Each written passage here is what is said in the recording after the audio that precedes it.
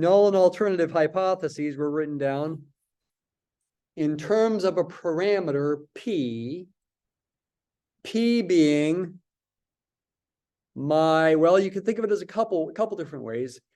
Probably the simplest way to think of it is the probability of success on any one free throw attempt. My probability of success. You also could, and this will be helpful in chapter 9, think of it as a parameter representing a population proportion. The proportion of free throws that I make over many attempts. How many attempts? I'm not saying. You might imagine millions of attempts. Although imagining me shooting a free throw millions of times, that would take my entire lifetime and I'd get old and die before I reached a million probably. So that, I mean, it's all hypothetical in your mind. You could think of it as a population proportion, and that'll be helpful in chapter 9. But it's simpler probably to think of it as the probability of success on any one free throw attempt. I've told you, you know, I'm a bad free throw shooter. It seems like my probability of success is 0.4, 40%. But you watch me and you think, you know, Dr. Kinney, you're better than you think you are. You have a research hypothesis about me that you think my population proportion, my probability of success is greater than 0.4. That's the research hypothesis. We write down the alternative hypothesis second, the null hypothesis first, but as far as deciding what kind of alternative hypothesis you have, that should be thought about first. You really should write down the alternative hypothesis first, though it is under the null hypothesis. The null hypothesis, technically speaking, is the opposite of the alternative. Technically speaking, you should put a less than or equal to here. However, we typically just put an equal sign. In reality, it's a less than or equal to, but you might say for convenience, for simplicity, we write an equal sign. The book gives an argument about why. I will reiterate that argument here. If we were to reject this null hypothesis when P is 0.4, based on data that we've gathered from a random sample of my free throw attempts, where I get much more than 40% of my free throws, we would also reject it for any smaller value of P, like 0.3 or 0.2. If we've got enough evidence to reject this null hypothesis, we would definitely have enough evidence to reject a smaller null hypothesis. So you might as well just think about it with the boundary value, P equals 0.4. The initial way of thinking about this is to define a critical region. So again, this is all a review from last Thursday, but we are going to do new things here today. Critical region, also called a rejection region, labeled with the letter C. It's a set of values for your test statistic. In this case, the test statistic is going to be my number of successes in a certain number of trials. Let's say n equals 20 trials, just like before. I'm going to attempt 20 free throws, and x is going to be my number of successes. What values of x would tend to give evidence against the null hypothesis? You want to prove that you're right. You want to prove the alternative is true. I put the word prove in quotes. It's not a mathematical proof. It's empirical evidence against the null hypothesis. What kind of standard of evidence do you want? If I'm doing 20 attempts and my true probability of success is 0.4, if the null is true, the expected value of x would be 20 times 0.4 is 8. So you might argue, well, if I get 9 or more, that's some evidence against the null. But very easily, by chance, even if P is 0.4, I could make 9 out of 20. That could happen very easily by chance. It's also reasonably easy to happen by chance that I could make 10 out of 20, or maybe even 11 out of 20. Once you get to 12 out of 20, though, that's starting to sound unlikely. if P is truly 0.4. Is that what I picked last time? Did I start with 12? I forgot. I think I did. 12, 13, 14, 15, 16, 17, 18, 19, and 20. Why did I pick 12? Basically, just because I felt like it. I could have picked something different. I could have started with 11. I could have started with 13. It's kind of up to me, although it really should not be so random. You really should do a calculation in this context of what is the alpha value. The probability of a type 1 error. What's a type 1 error? A type 1 error is rejecting the null when it's actually true. It's a mistake. I'm really a 0.4 free throw shooter, but you're going to reject the null and you think I'm better based on this evidence. Maybe I get lucky and I make this many somewhere in there out of 20. 12 out of 20 or 13 out of 20 or 14 out of 20. That could happen by chance for a particular run of 20 attempts. What is the probability of that happening? What's the probability that X is greater than or equal to 12, that I'm in the rejection region, assuming P really is 0.4? It's really a conditional probability.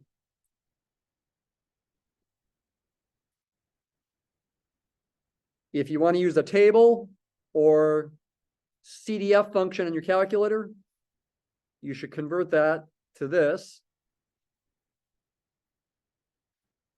Let's go ahead and use the binomial CDF on a calculator now. Redoing things that I did last Thursday, but I think it's good to do. Binomial CDF, 20 trials.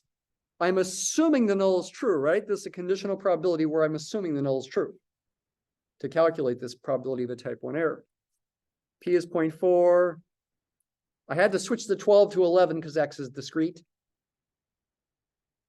Should I do the half unit correction? Well, I'm not doing the normal approximation here. So no, I don't need to do the half unit correction.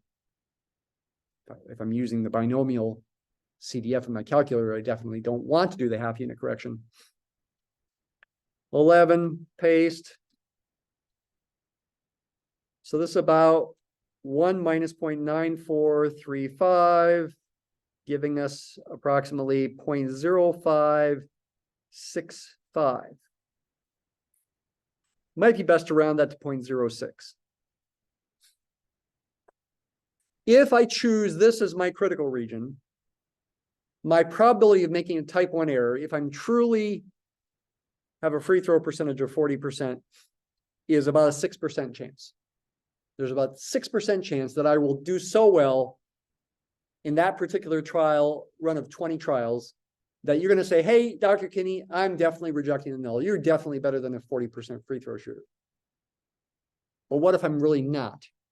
You've made an error, a type 1 error, rejected the null when it's true.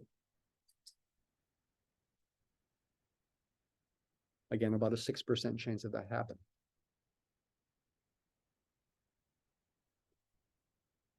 You can also think about some other things here. You can also think about what's called beta, the probability of, if alpha is a type 1 error, beta must be the probability of a type 2 error. Alpha comes before beta in the Greek alphabet, just like 1 comes before 2, right? Alpha is the first letter, beta is the second letter. They're like A and B. Okay, so a type 1 error is rejecting the null when it's true. It's imagine that you're at trial here, or I'm on trial. You're the prosecuting attorney. It's a little funny here. You're trying to prove I'm better, and that's like convicting me. You're convicting me of my scandalous claim that I'm a 0.4 free throw shooter or less. And if you convict me, if you reject the null, then I go to jail. So you have nefarious purposes, actually. Type 1 error is like convicting an innocent person, is what I'm trying to say. A type 2 error is like acquitting a guilty person, saying you're not guilty. That's a type 2 error, failing to reject the null when you should have, because the alternative is true. Not X not being in the rejection region, but being in its complement when the alternative is true. X being less than or equal to 11, given that P is something in the alternative. But what should I pick in the alternative? There's infinitely many things to pick. What do I pick? 0.5, 0.6, 0.7, 0.8, 0.9, 0.42, 0.479. There's infinitely many different things that I can pick here. So what do I pick? The answer is it's up to you, or at least on a homework problem, it's up to what the book tells you to do. I guess that'd be true on an exam too. But in real life, what would you do? In real life, the assumption that you make here is sort of like the smallest, in this case of a right tail test, the smallest value of P in the alternative that you would like to be able to detect with high probability. That's called high power. You would like to pick the smallest value in the alternative to be able to, if, for example, P were 0.6, if you'd like to be able to detect that in my free throw shooting, when that's reality, then that's what you should pick for P. You'd like to have a high probability of being able to detect that truth if it really is true. 0.6. I just made that number up. I could have picked something different. But if I'm truly a 60% free throw shooter, you'd like the test to be able to, quote unquote, prove that with high probability, or make a type 2 error with low probability. That makes sense? I could have picked something different. Could have picked 0.7, even 0.5. I'm picking 0.6, sort of implying that if in reality I'm 0.5, you're like, well, yes, 0.5 is bigger than 0.4, but it's not enough bigger that I want to be able to prove I'm right. What's this probability? Is this probability also low? You hope it is. But I'm guessing it's not too low. Because if P truly is 0.6, if my true probability of success is 60%, and I'm trying 20 free throws, most likely I'm going to make somewhere near 12 of them, right? 60% of 20. 11 is not too much lower than 12.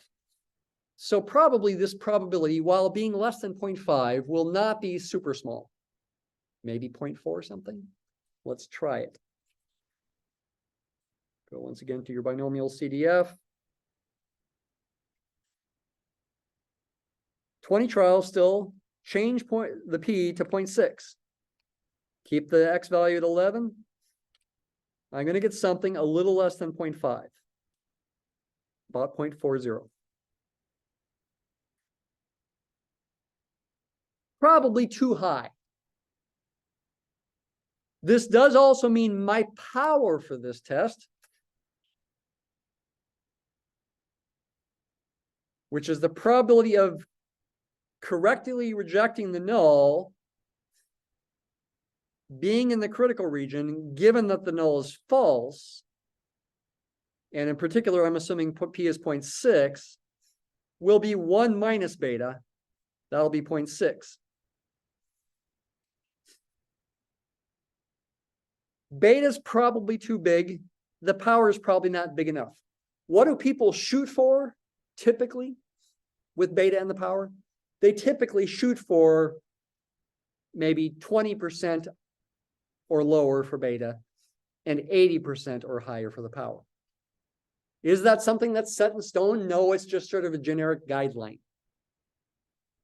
Well, so what do we do here? Can this be fixed?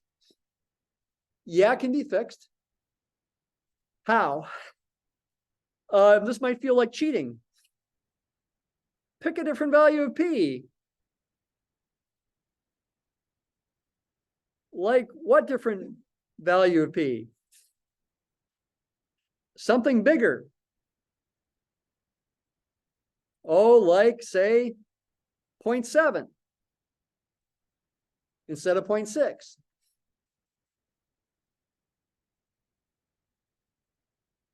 This is one way to make beta smaller and the power bigger. There is another way. 20 trials, P is change the 0.6 to 0.7. Critical region still the same. Get about 0.11. That's better. And if that's the beta, then the power is going to be 1 minus beta 0.89. That's pretty good. But is that cheating? Like, how can you just change what P is in the thing you're assuming? It's not cheating, but it is weird, you might say. Once again, when you do these calculations of beta, the probability of type 2 error and the power, which is 1 minus beta, you are trying to assess the strength of the test in doing what you want to do if the alternative is truly correct, according to some minimal value of P in this case that you'd like to be able to detect with a small beta and a high power. Is it 0.6 or is it 0.7? It's kind of up to you. It's kind of up to your opinion. But again, that might feel funny. So is there anything else we can do to decrease beta and increase the power? An alternative thing you could do is you could increase the sample size. Instead of me doing 20 free throws, I could do 40 free throws. However, if you did that, you'd have to change the critical region. If I was doing 40 free throws instead of 20, same hypotheses here, you'd probably want the critical region to at least start at 24, double 12. Maybe something different. It kind of depends. So you'd have to change the critical region. And it's not clear how much it's going to affect alpha and beta when you do those things. You'd have to play around with it. Okay, so that's one thing that you can do besides just picking a different value of P is you can increase your sample size. You also could just change the critical region itself. However, there's a trade-off there. If I change this critical region to say, instead of going from 12 to 20, go from 13 to 20, that makes it less likely to make a type 1 error. Alpha is going to go down. But beta will go up. So it's always a trade-off for a fixed sample size n, in this case, changing the critical region. If you decrease alpha, you're going to increase beta. It's always trade-offs. Probably in the big scheme of things, the best thing to do if you really want to be able to detect this is have a bigger sample size than 20. That's probably the best thing to do. Textbook also talks about what's called the p-value of the test. This is something new. P-value of the test. When you compute a p-value of the test, you are thinking about the hypotheses, but you're not necessarily thinking about a critical region, rejection region. The p-value, initially I'm going to write out in terms of words. These words are going to apply to very general situations, to pretty much any situation you can imagine with doing hypothesis testing, though in each situation, how you apply this changes. But essentially, this is the probability of observing a test statistic as extreme or more extreme, as extreme or more extreme than what you actually observe I'll just say what you observed, assuming the null hypothesis is true. This is a big mouthful.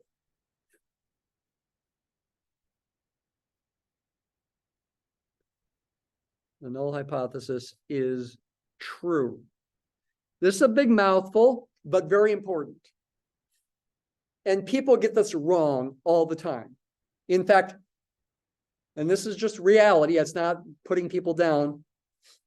There's plenty of scientists and engineers and maybe even some mathematicians and statisticians who get p-values confused. All right, they use p-values all the time, but they really don't know what they are. They just know if they're small, they reject the null. Many people think the p-value of a test is the probability that the null hypothesis is true. That is false. No, no, no. It's not the probability that the null hypothesis is true. It seems intuitive, but it's wrong. Because nobody in the world can assess the probability that the null hypothesis is true. It's an impossible probability calculation, not possible. Instead, we settle for this thing called the p-value, which is the probability of observing a test statistic as extreme or more extreme than what you actually observed, assuming the null hypothesis is true. When we do the calculation, we assume the null is true.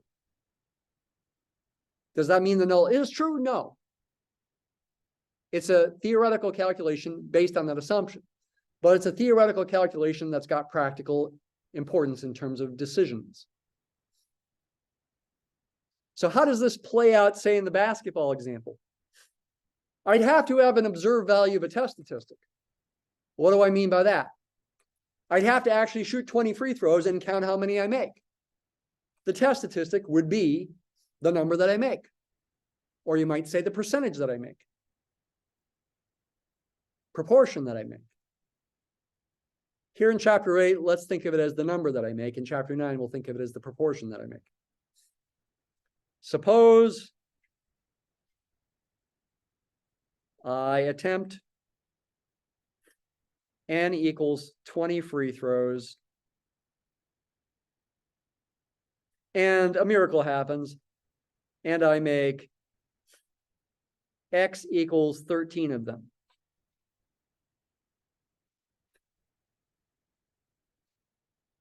What's the p-value? So the x equals 13, there's my observed value.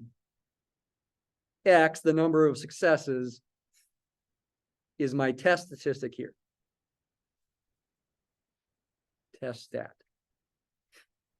I could convert that to a proportion. 13 out of 20, 65%.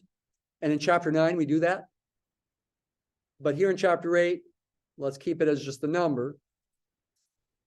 What is the p-value?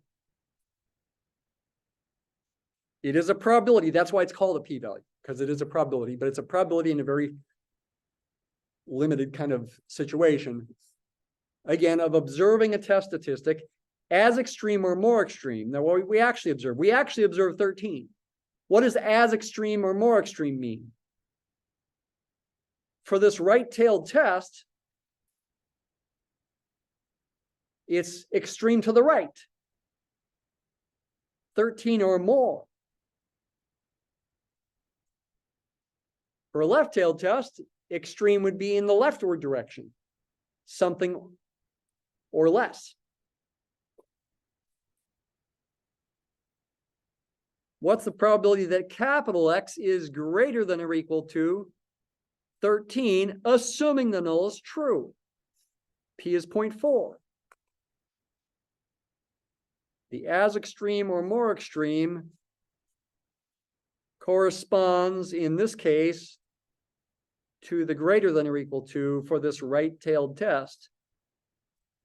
It's a right-tailed test because the alternative hypothesis is a greater than sign.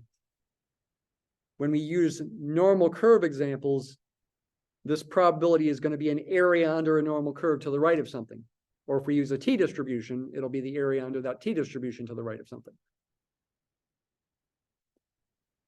But here we're still dealing with binomial.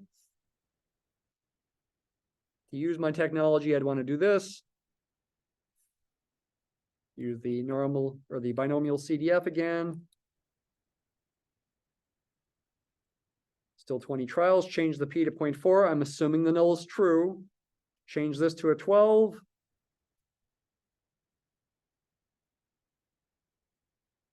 I get approximately 1 minus 0.9790, 0.0210, about a 2% chance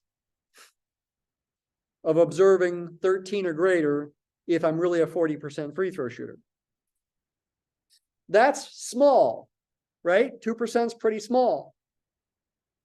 So one of two possibilities is true.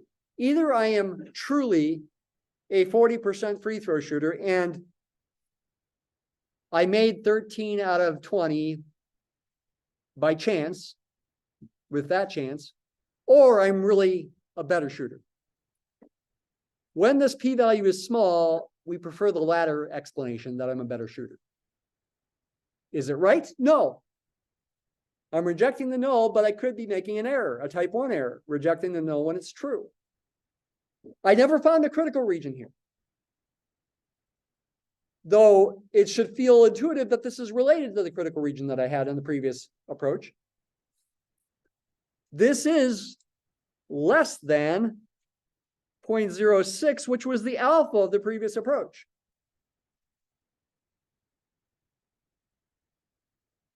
So what this means is that the p-value of the approach and the critical region approach, the critical region approach really are equivalent to each other, if you want them to be. If you want to think about both, they are equivalent. However, many people never bother with the critical region approach. They just compute a p-value and they say, hey, you know, that p-value is pretty small. I'm going to reject the null. And they never think about a critical region at all. Officially speaking, in the book, when you talk about making critical regions and deciding what alpha is, the probability of a type 1 error based on the critical region, that's called hypothesis testing. And when you do the p-value approach and you don't think about critical regions, it's called significance testing. In both cases, you're still testing hypotheses. You could call them both hypothesis testing, but to distinguish between the two approaches, in the second case, with the p-value approach, not thinking about critical regions, we use a slightly different name and call it significance testing. But they're equivalent if you want to think of them as being related in this way. You would reject the null if you're thinking about both approaches essentially at the same time, exactly when the p-value is smaller than alpha. Now, alpha is the probability of type 1 error. It's got another name. It's also called the level of significance. Yes, it's the probability of type 1 error if we are using the critical region approach. It's also called, AKA, also known as the level of significance. And when you do significance testing,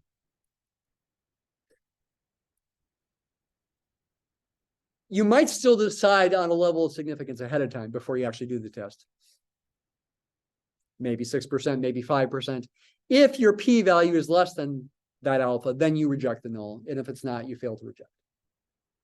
So sometimes you're still kind of talking about a critical region without explicitly saying what the critical region is what I'm trying to say. You decide on what alpha is ahead of time, and you reject the null if the p-value is less than alpha, and you fail to reject if it's not. But again, some people never think about critical regions. Some people never think about levels of significance. They only compute the p-value. And then they just make a decision. If it's small enough for them, then they reject the null. And if it's not so small, they don't reject the null. How small is small? It depends on the situation. If the practical consequences of type 1 error are bad, like people will die, or you'll lose a lot of money, then you want to make the probability of a type 1 error very, very, very small. You'd only reject the null if the p-value is very, very, very, very small. How small is very, very, very small? You know, to avoid people dying, maybe you want alpha to be 0.00000001. But you need to realize that if you're making the alpha value so small, you're not going to be likely to reject the null, even if the null is false. You'll have a low power. There again is always trade-offs when you're applying this stuff in real life. If you try to make one thing better, something else gets worse. How do you make everything better at the same time? Increase the sample size? But that's not always better either, because that costs money. But maybe the money's worth it. Costs time and money with a bigger sample size. It also is difficult. It's difficult to do random sampling, especially with polling. You know, you try to do a poll, whether it's over email or over your phone or over the, you know, in the olden days, people would call people's houses over their phones that were on the wall. Say, hey, would you be willing to take a survey? People like, no, hang up. That introduces bias. You're not really doing random sampling when people self-select whether they're going to answer your questions or not. Makes it really difficult to apply the statistics because it's not an ideal situation. You have to make adjustments, and yeah, that's applied statistics of a sort we don't get into. But if you ever work for an organization that does lots of statistics, especially surveys, they have to deal with that kind of thing all the time.